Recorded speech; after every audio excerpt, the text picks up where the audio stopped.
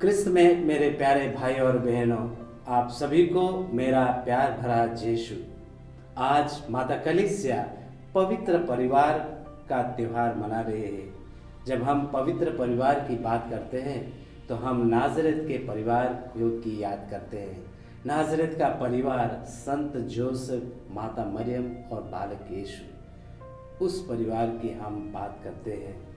एक रूसी लेखक ने कहा है, एक व्यक्ति कुछ भी ऐसा संजोकर नहीं रख पाता है जितना कि वह अपने बचपन की मधुर यादों को संजोए रखता है, जिन्हें वह अपने परिवार की प्रेममय तथा शांतिपूर्ण वातावरण में से पाता है।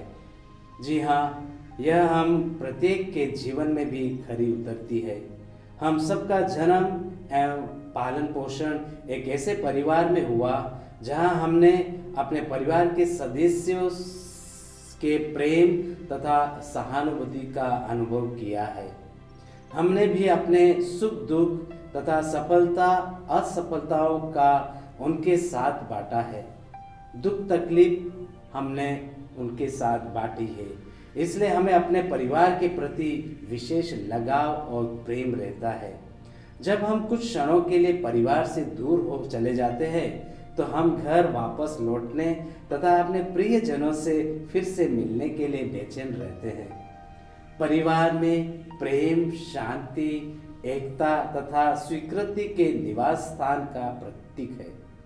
परिवार एक लगाव का प्रतीक है। परिवार एक अच्छा संबंध का प्रतीक है। परिवार के सदस्यों के संबंध का प्रतीक है। आज माता कलीसिया पवित्र परिवार का पर्व मना रही है। यह पर्व हमारे समक्ष यीशु, मरियम और योसेफ के पवित्र परिवार का आदर्श प्रस्तुत करती है। कलीसिया चाहते हैं कि हम हर एक क्रिस्तीय परिवार नाज़रेत के उस परिवार की से प्रेरणा पाकर एक आदर्श परिवार का परिचय दें। सुसमाचार में पवित्र परिवार के बारे में इतना ही नहीं बताया है, लेकिन योसेफ के बारे में कुछ घटनाएं हमें याद दिलाती है। योसेफ एक धर्मी व्यक्ति था और जिसने ईश्वरीय इच्छा को पूर्ण किया। वह ईश्वर के प्रति आज्ञाकारी था और उसके लिए किसी भी प्रकार का त्याग करने के लिए हमेशा तैयार रहता था। सुसमाचार में बताया गया है कि ईश्वर के आदेश के अनुसार यीशु और मरियम की रक्षा करने के लिए 3 बार उन्हें एक स्थान से दूसरे स्थान ले जाने के लिए वो तैयार हो गए। इस पवित्र परिवार का केंद्र माता मरियम है। सुसमाचार में माता मरियम को एक साधारण विनम्र कुंवारी मरियम के और निष्कलंक रूप में चित्रित किया गया है, जिन्हें ईश्वर की विशेष अनुग्रह कृपा प्राप्त है।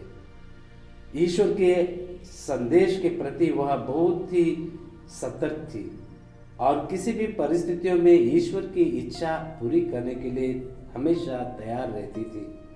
वह दूसरों की सहायता के लिए तथा उसकी आवश्यकताओं के प्रति सदा एकाग्र थी।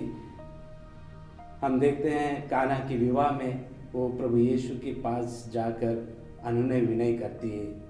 हम देखते हैं एलिजाबेथ को मिलने के लिए वह शीघ्र निकल पड़ती है।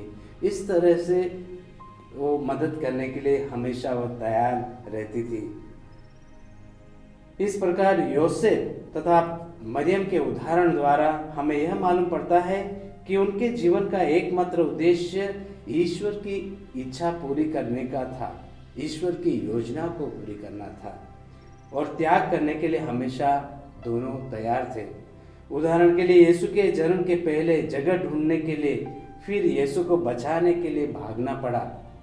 यीशु को मंदिर में ढूंढते रहे और इस तरह से उन्हें परिवार की सुरक्षा और देखभाल किया।